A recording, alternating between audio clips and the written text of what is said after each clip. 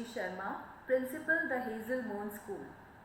Before I start, I would like to say thanks to Samad Prakash ji and the entire team to give me this chance to share my views on education with you all. As we all know that we are going through a very tough phase of life this time. The entire world, every single person, every business, every community is badly hit by COVID-19 crisis. But I believe the hardest hit is school, because directly or indirectly everybody is connected with school. चाहे वो students हो या वो teachers हो, principal, management, outside vendors, चाहे वो fourth class कर्मचारी हो, सभी लोग स्कूल से किसी न किसी तरह से जुड़े हुए हैं। और यही कारण है कि आज सबसे ज़्यादा मुश्किल के दौर से जो गुजर रहा है वो है स्कूल।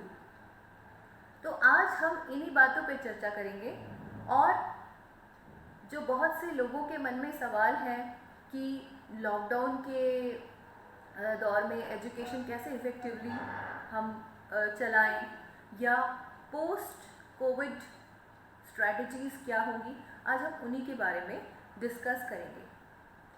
अगर मैं बात करूं अपने टीचर्स की, तो जब 23 मार्च को लॉकडाउन डिक्लेयर हुआ, उस वक्त पे वी ऑल वर अनट्रेन्ड। हम लोगों को ये भी नहीं पता था कि ऑनलाइन क्लासेस क्या होती हैं। मुझे पर्सनली अगर मैं बात करूं तो मुझे पता नहीं था जूम क्या होता है, गूगल मीट क्या होता है। Even my teachers were untrained, students and parents were also untrained. But when I got the advisory from CBSE board, from HRD ministry, that you have to run your classes online, तो हमारे teachers ने उसे एक challenge की तरह accept किया। And I am really surprised, जितना मैंने एक्सपेक्ट किया था उससे कहीं ज़्यादा अच्छा काम उन्होंने करके दिखाया। उन्होंने एक मेहनत करके उसे सीखा और ऑनलाइन क्लासेस को बहुत ही अच्छे तरीके से स्मूथली चलाया। अगर हम बात करें अगर एक नॉर्मल स्कूल रूटीन की, तो बिल्कुल नॉर्मल स्कूल रूटीन की तरह ही उन्होंने एक टाइम टेबल प्रिपेयर किया। उस टाइम टेबल को पेरेंट्स के साथ शेयर किया। कुछ स्कूल्स ऐसे भी हैं जिन्होंने पूरे 8 या 9 पीरियड का शेड्यूल बनाया और उसको उसी तरह से रन किया। लेकिन हमने इस चीज़ को ध्यान में रखते हुए कि बच्चे बहुत देर तक फ़ोन यूज़ ना करें, बहुत देर तक फ़ोन या लैपटॉप के सामने बैठने से उनकी हेल्थ पे कोई बुरा असर ना पड़े, तो इसलिए हमने नंबर ऑफ़ पीरियड्स तो ज़रूर रिड्यूस किए, लेकिन उसका हमारे जो एकेडमिक्स है उस पर कोई असर नहीं हुआ। एकेडमिक में कोर सब्जेक्ट के साथ साथ हम लोगों ने एक्टिविटी की क्लासेस भी चलाई, जिससे कि बच्चों को जो है वो चारों तरफ की चीज़ों का पता रहे, उनका ऑलराउंड डेवलपमेंट हो सके। तो ये सारी चीज़ें हमने की। इतना ही नहीं, हमने हर पीरियड के बीच में 10 से 15 मिनट का गैप भी रखा, जिससे कि बच्चों को एक क्लास के बाद दूसरी क्लास में जाने में एक थकान महसूस ना हो, अपनी आइज़ को वो थोड़ा रिलैक्स कर सकें। जब ऑनलाइन क्लास शुरू होती थी तो हमारे टीचर बिल्कुल उसी तरह से बच्चों के सामने आते थे जैसे वो एक रियल क्लासरूम में बच्चों को फेस करते हैं, और बच्चे भी उसी तरीके से इंटरेक्ट करते थे, उसी तरीके से अपने प्रॉब्लम्स पूछते थे टीचर से, और टीचर भी उनका रिप्लाई करते थे। तो ये एक बहुत ही अच्छी बात है कि स्कूल में ना आते हुए भी बच्चों की सारी क्वेरीज घर पे बैठे हुए आराम से उनकी अपनी ईज़ के हिसाब से, उनकी स्पीड के हिसाब से वो हम चला रहे हैं। लेकिन इसमें भी जब एक न्यू हम लोग कोई कॉन्सेप्ट लेकर आते हैं, क्योंकि ये सब भी ऑल ऑफ अ सडन ही हमारे सामने आया, एब्रप्टली स्कूल ऑफ हो गया, एब्रप्टली हमने ऑनलाइन क्लासेस सीखा कैसे चलाते हैं, और उसे एब्रप्टली ही स्टार्ट करना पड़ा। लेकिन उसके बावजूद भी धीरे धीरे करके सभी चीज़ें सिस्टमैटिक होती चली गई। लेकिन जब कोई नई चीज़ हम लोग इम्प्लीमेंट करते हैं तो उसमें प्रॉब्लम्स भी आती हैं। अब उसमें बहुत सारी प्रॉब्लम्स आई भी, और धीरे धीरे टाइम टू टाइम हमने जितनी कोशिश की उसके हिसाब से हमने उसको सॉल्व करने की भी कोशिश की। जैसे कि शुरू में पेरेंट्स का ये कंसर्न आया, हमारे पास कनेक्टिविटी का इशू है, हमारे पास इंटरनेट जो है वो बहुत ही स्लो रहता है, हम ऑनलाइन क्लासेस अटेंड नहीं कर पाते हैं। तो उनके लिए हमने पहले तो ये किया था कि हमने छोटे छोटे टीचर्स के वीडियोस बनाए। टीचर्स पढ़ाते हुए अपने वीडियोस बना रहे थे और वो बच्चों को वो व्हाट्सएप के थ्रू सेंड कर पा रहे थे। हमने क्या किया कि सभी बच्चों का एक ग्रुप बना दिया व्हाट्सएप का, जिससे कि बच्चों को जो भी स्टडी मटेरियल है वो हम लोग प्रोवाइड कर सकें एक साथ। अब लेकिन उसमें प्रॉब्लम यही आई, तो हमने उसका सोल्यूशन ये निकाला कि वीडियोस दिया ताकि जब भी उनके पास कनेक्टिविटी आए वो इजीली उसको अपने टाइम के हिसाब से डाउनलोड कर सकें और अपने काम को वो कंप्लीट कर सकें।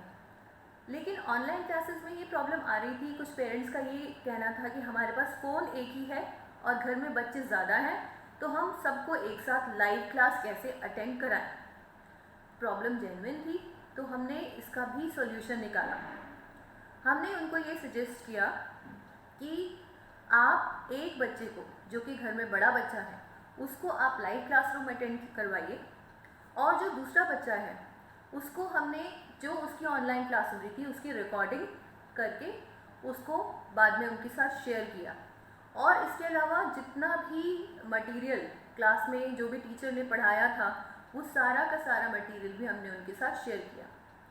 तो उससे क्या हुआ कि वो छोटा बच्चा जो है वो अपनी स्पीड के हिसाब से, क्योंकि छोटे बच्चों की अपनी एक स्पीड होती है लर्न करने की, कोई बहुत जल्दी स्टडी कर लेता है, कोई चीज़ों को बहुत थोड़ा सा टाइम लेता है, तो वो अपनी स्पीड के हिसाब से, अपनी कन्वीनियंस के हिसाब से जैसे भी टाइम मिले वैसे वो उसको डाउनलोड कर सकते हैं और अपना काम को कंप्लीट कर सकते हैं। फिर प्रॉब्लम के पेरेंट्स के साथ एक प्रॉब्लम आ रही थी, उनका कहना था कि हमारे पास स्टोरेज की कमी हो रही है, हम अपना जो डेटा है, बहुत सारे वीडियोस हो गए हमारे पास में, बहुत सारे ट्यूटोरियल्स हो गए, अब इनको हमें रोज़ डिलीट करना पड़ता है, चेक करना पड़ता है। तो उसमें हमने उनको ये सजेस्ट किया कि एक तो आप व्हाट्सएप की सेटिंग्स में जाके ऑटो डाउनलोड का बटन ऑफ कर दीजिए, जिससे कि जो वीडियो आपको डाउनलोड करना है आप सिर्फ वही डाउनलोड कीजिए, सारे आपको करने की ज़रूरत नहीं है, जो आपके काम का है आप वो डाउनलोड कीजिए, जो अदर इन्फॉर्मेशन आ रही है जो और स्टूडेंट्स के लिए है वो आपको डाउनलोड करने की नीड नहीं है। तो ये प्रॉब्लम भी उनकी सॉल्व हुई। फिर एक उनको दिक्कत ये आ रही थी कि बार बार नोटिफिकेशंस आएंगे, तो हमारा बच्चा जो पढ़ रहा है तो जो दूसरे बच्चे का नोटिफिकेशंस आ रहे हैं तो उससे उसको डिस्टर्बेंस हो रहा है। इसका भी सोल्यूशन हमने दिया। उनको ये कहा कि व्हाट्सएप में सेटिंग्स में एक ऑप्शन होता है टर्न ऑफ नोटिफिकेशंस। अगर आप नोटिफिकेशन टर्न ऑफ कर देंगे एटलीस्ट आपको बार बार वो पिंग नहीं करेगा, आपको डिस्टर्बेंस नहीं होगा, और आप क्या कर सकते हैं अपने हिसाब से जो मैसेजेस हैं वो जब आपको टाइम मिले तब जाके ओपन कर सकते हैं। उसका नोटिफिकेशन आपके पास रिंगटोन के ज़रिए नहीं आएगा। तो इस तरह की प्रॉब्लम्स भी हमने उनकी सॉल्व की। तो धीरे धीरे करके ये प्रॉब्लम्स सॉल्व होती गई। इसके अलावा भी बहुत सारी चीज़ें हैं जो लॉकडाउन के टाइम पे, जो इस पर्टिकुलर टाइम पे हमने सीखी भी हैं। ऐसा नहीं है कि केवल लॉकडाउन में बच्चों को एक नया कॉन्सेप्ट ही सीखने को मिला है, इसके अलावा भी बहुत सारी चीज़ें उनको सीखने को मिली हैं। अगर हम बात करें कि if it is a tough time, so वो कहते हैं कि when it gets tough the tough gets going. जब सिचुएशन टफ होती है तो हमें भी थोड़ा टफ होना पड़ता है, नहीं तो हम कहीं ना कहीं पीछे छूट जाते हैं। ऑनलाइन क्लासेस लेना एक बहुत बहुत मुश्किल काम है, यानी कि जो रियल क्लासरूम में टीचर्स पढ़ाते हैं उससे कहीं ज़्यादा मुश्किल काम है घर पे ऑनलाइन क्लासेस को पूरा डिज़ाइन करना, कंटेंट बनाना, प्लानिंग करना, उसका वीडियो बनाना, उसकी पीपीटी बनाना और फिर उसको इंटरनेट के थ्रू बच्चों को सिखाना। It is really tough. अब दिल्ली हाई कोर्ट ने भी ये डिक्लेयर कर दिया है कि taking online classes is tougher than taking classes in the real classroom. अगर दिल्ली हाई कोर्ट ये कह रहा है कि ये टफ़ है, वाकई में टफ़ है, इट इज़ रियली टफ़। आप पेरेंट्स को अगर ये लगता है, कुछ पेरेंट्स ऐसे भी हैं जो सोचते हैं कि ये शायद बहुत आसान है ऑनलाइन क्लासेस लेना, तो मैं सिर्फ इसका जवाब इतना ही दूंगी, only the wearer knows where the shoe pinches. सिर्फ जो क्लास ले रहा है उसी पता है कितना मुश्किल से वो कर रहा है, क्योंकि पहले उसका जो जॉब था वो 8 आवर्स जॉब था, लेकिन अब राउंड द क्लॉक पूरा दिन वो काम कर रहा है, क्योंकि उसको प्लानिंग भी करनी है, उसको पेरेंट्स की क्वेरीज भी करनी है। पेरेंट्स की कोई भी क्वेरी हो, टीचर्स हमेशा अवेलेबल रहते हैं फ़ोन पे और व्हाट्सएप पे भी। जो भी उनकी क्वेरीज हैं वो उनको इंस्टेंटली सॉल्व करते हैं।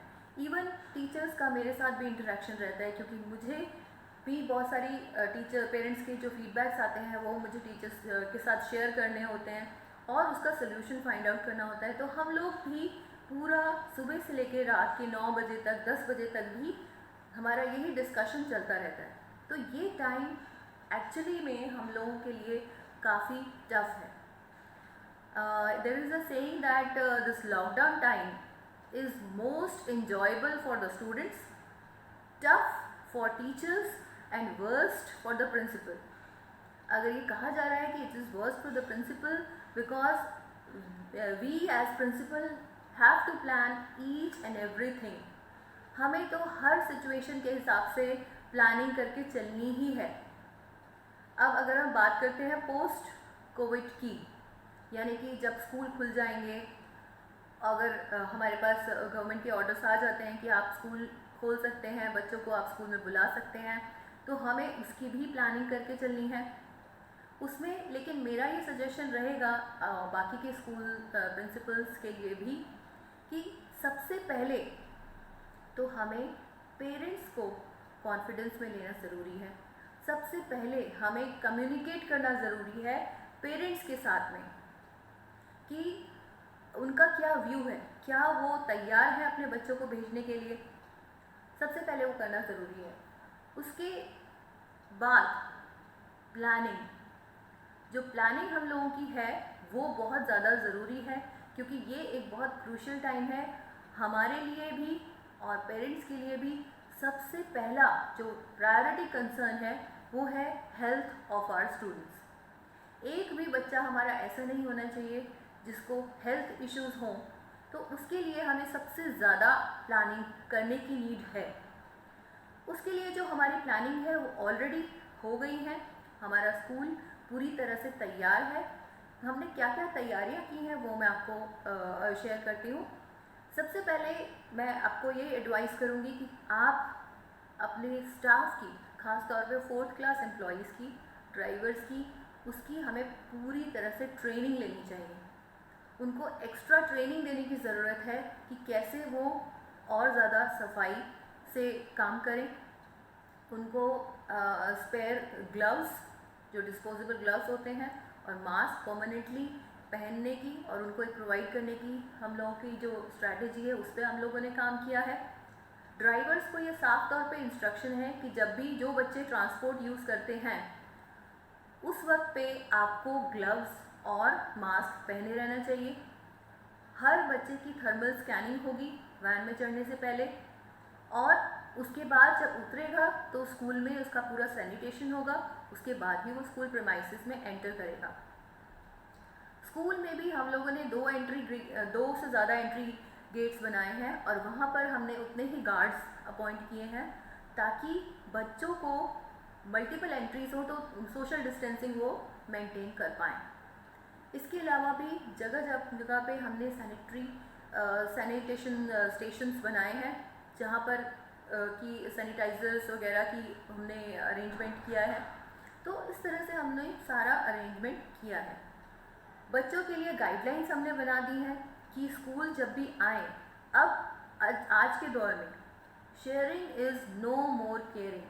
पहले हम ही सिखाते थे sharing is caring, but now the scenario is different. अब वो अपना खुद का लंच लाएं, अपनी वाटर बॉटल लाएं, अपना कोई भी पेन, पेंसिल, कोई भी स्टेशनरी का सामान वो किसी के साथ शेयर ना करें, और अपने पास भी वो केयरफुली रखें और अपने साथ भी सैनिटाइज़र और ग्लव्स और मास्क वो अरेंज करके ही स्कूल में आएँ।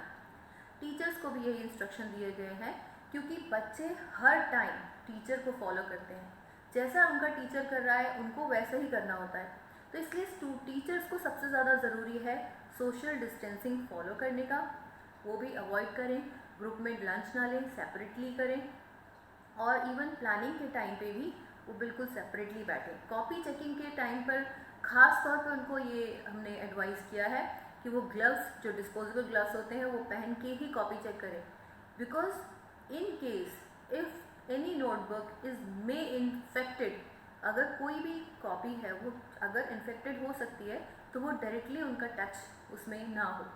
तो इस तरह के इंस्ट्रक्शंस हम लोगों ने टीचर्स के लिए भी दिए हैं। बाकी भी हमने सारी जगह पर जो है स्कूल में सभी जगह पर जो है डीप क्लीनिंग जो है दिन में 3 से 4 बार करने की जो है एडवाइस किया है अपने 4th क्लास एम्प्लॉयज़ को।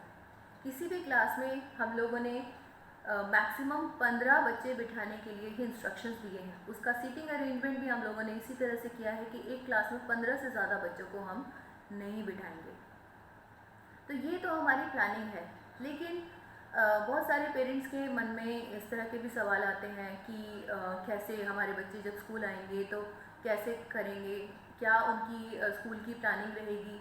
तो उसी चीज़ को ध्यान रखते हुए, पेरेंट्स का भी कंसर्न को ध्यान रखते हुए हम लोगों ने ये मेंटेन किया है कि जब भी उनके कोई भी कंसर्न हो, we are always open, they must take appointment and then come to school and talk to me, talk to the teachers and then resolve their queries.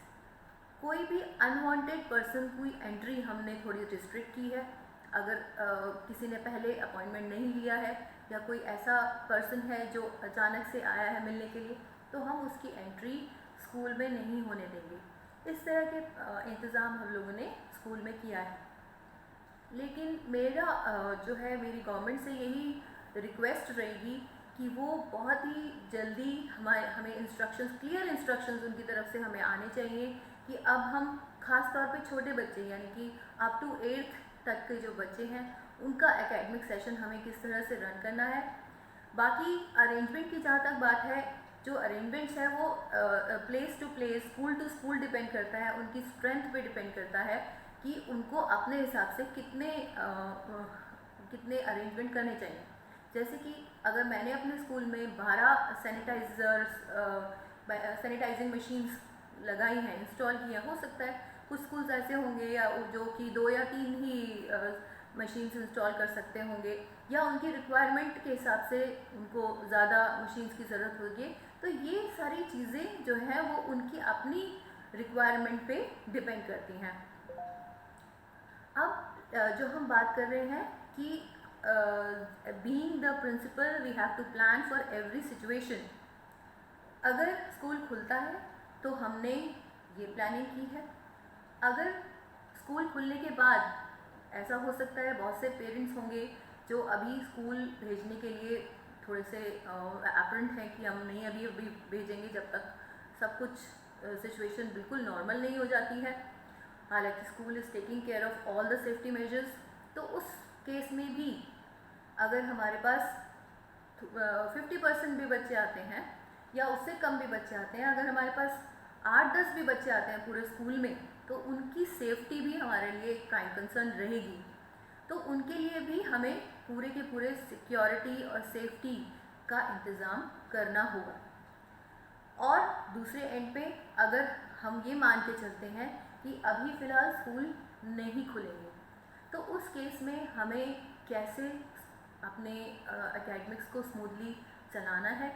अगर उसे ऑनलाइन क्लासेस के माध्यम से ही चलाना है तो उसका क्या मोड रहेगा, क्या हम इम्प्रूवमेंट उसमें लेकर आएंगे, और उसके बाद उनका असेसमेंट कैसे होगा, कैसे पता लगेगा कि बच्चे को जो हम सिखा रहे हैं वो एक्चुअली में लर्न कर भी रहा है या नहीं। बहुत से पेरेंट्स का और स्कूल्स का ये रिक्वेस्ट आ रहा है कि this session should be declared as zero session. Zero session तो अभी तक अगर हम देखें कि क्लासेस जो हैं वो ऑनलाइन के थ्रू चल रही हैं और कोई असेसमेंट अब तक नहीं हुआ है। कुछ स्कूल्स ने थोड़े इंटरनल लेवल पे कुछ असेसमेंट्स किए भी हैं, लेकिन इसका मतलब ये नहीं है कि zero session means no academic. अगर हम पूरे के पूरे सेशन को कंसीडर करें तो ज़ीरो सेशन का कहीं ना कहीं पेरेंट्स ये मतलब निकाल रहे हैं कि promoting the students without evaluating them, उनको कोई एग्ज़ाम ना लेके ऐसे ही उन्हें दूसरी क्लास में प्रमोट कर दिया जाए। ये तरीका कुछ 2-3 महीने के लिए तो चल सकता है, लेकिन पूरे सेशन के लिए नहीं चल सकता।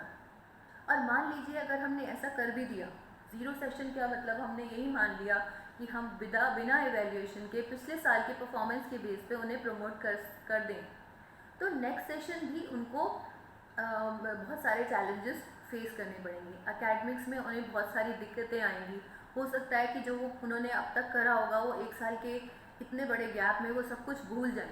तो ये हमारा मेन कंसर्न है कि बच्चों की स्टडीज़ कंटिन्यू रहनी चाहिए, वो किसी तरह से सफ़र ना करें।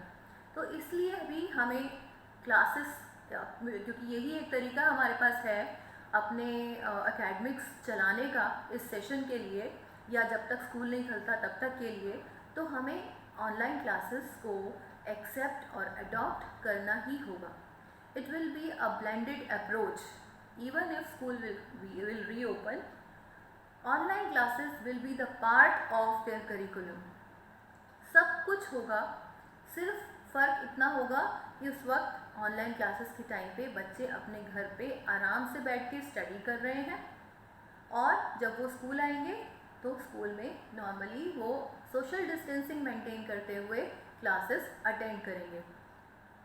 तो इसलिए अगर हम ऑनलाइन क्लासेस को, कुछ पेरेंट्स ये कहते हैं कि नहीं ऑनलाइन क्लासेस से पढ़ाई नहीं हो पाती है, ऐसा भी कुछ पेरेंट्स के अभी तक दिमाग में, क्योंकि वो अभी तक इस चीज़ को एक्सेप्ट नहीं कर पाए हैं।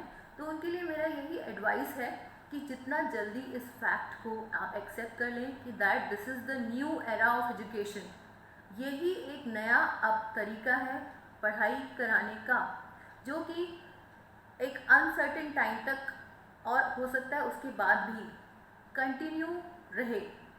तो इसलिए जितना जल्दी हम इसे सीरियसली लेना शुरू करेंगे, उतना ही जल्दी हमारे बच्चे एक स्मूथ लर्निंग की तरफ जाएंगे। अगर हम मन बना लें कि नहीं अब हमारे बच्चे को ऐसे ही पढ़ना पड़ेगा, तो हम सब कुछ कर सकते हैं। अगर हम बात करते हैं लॉकडाउन से पहले की, तो तब भी काफ़ी चीज़ें बच्चे इंटरनेट से सीखते थे।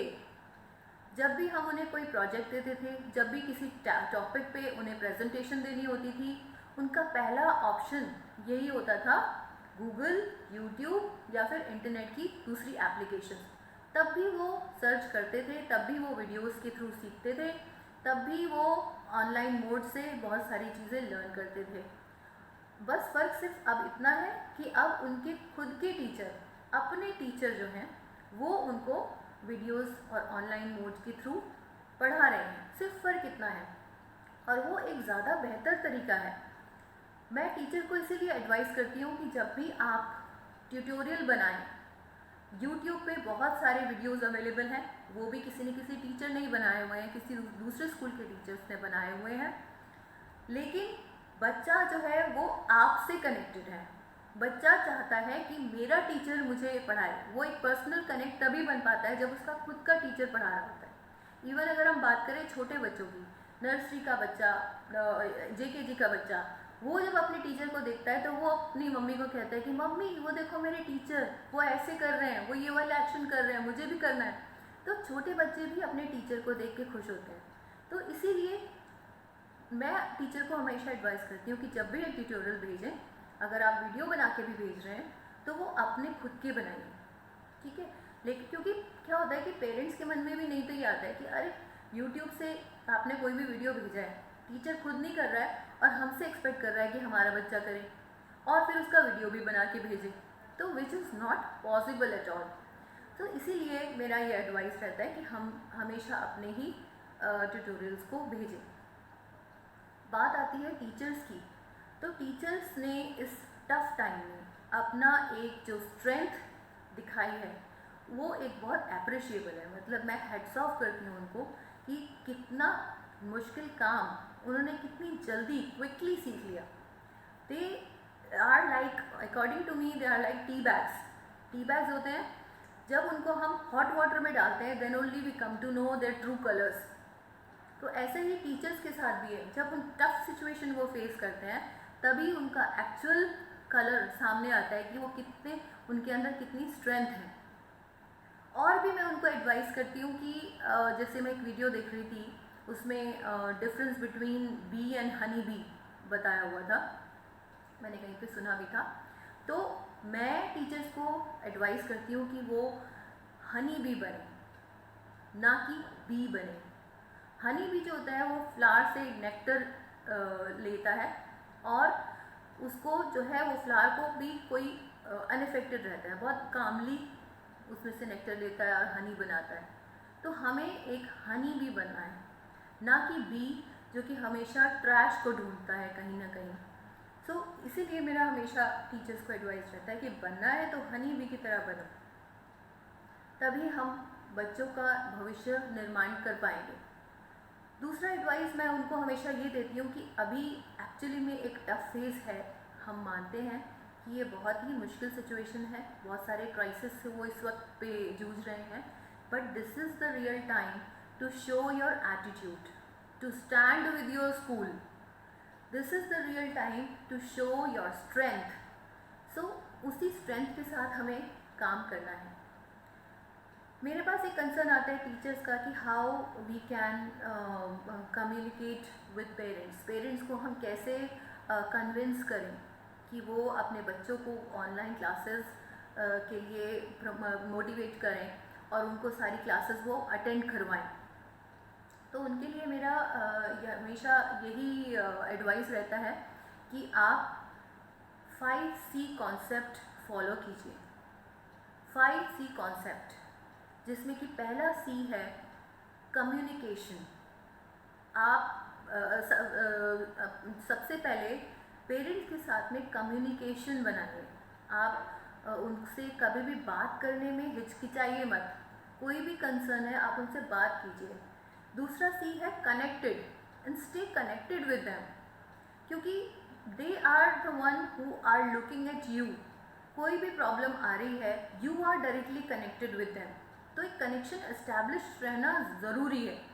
अगर वो नहीं रहेगा तो कहीं ना कहीं एक गैप आ जाएगा, कहीं ना कहीं फिर गैप आएगा तो मिसकम्युनिकेशन होगा।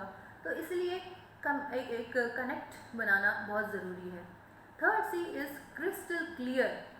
आपको क्रिस्टल क्लियर होना चाहिए अपने प्लान के साथ, अपने लेसन्स के साथ, कि आपका क्या एक्टिविटी है, उसमें आप क्या चीज़ें लेना चाहते हैं। क्रिस्टल क्लियर हमें पूरे स्कूल को, प्रिंसिपल को, मैनेजमेंट को भी क्रिस्टल क्लियर होना चाहिए और पेरेंट्स के साथ उसको हमें हमेशा शेयर करना चाहिए।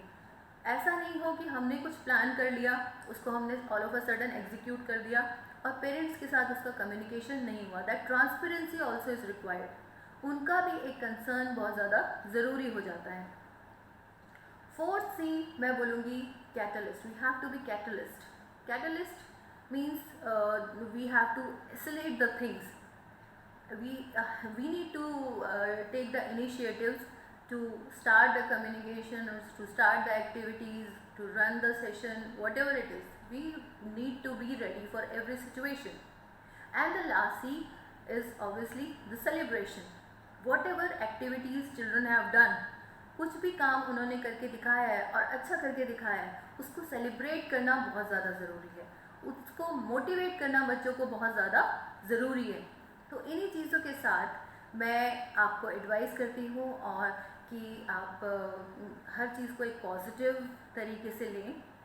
ये सोचें कि अगर ये सिचुएशन टफ आई है तो इसमें हमने कुछ न कुछ नया सीखा भी है।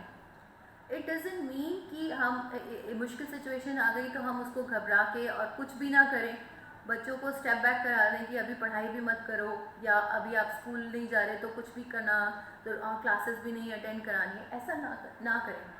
तो अगर ये टफ फेज आया है तो इसने हमें कुछ सिखाया भी है, एक न्यू टेक्नोलॉजी सिखाया है।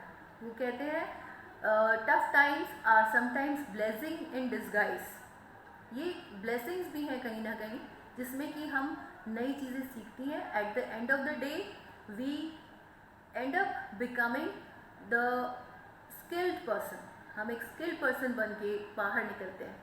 इसी के साथ मैं आप लोगों का धन्यवाद करती हूँ जो इतनी पेशेंटली आपने मुझे सुना।